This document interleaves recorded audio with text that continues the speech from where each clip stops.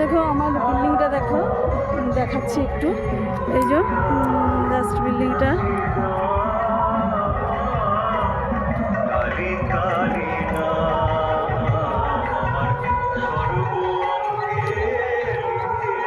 সবটা হবে না, দোতলাটা কমপ্লিট, মানে কাস্টিংয়ের কাজটা দোতলার কমপ্লিট হয়ে গেছে। এটা হচ্ছে দোতলাটায় থাকার জন্য জাস্ট একটা প্রোটেকশান দরকার।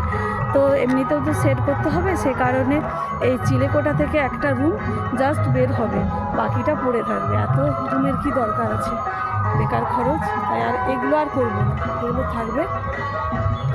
শুধু জাস্ট এইখান থেকে এই লম্বালম্বি এইটা একটা চিলেকোঠার সঙ্গে একটা রুম ঢেলে দেওয়া হবে।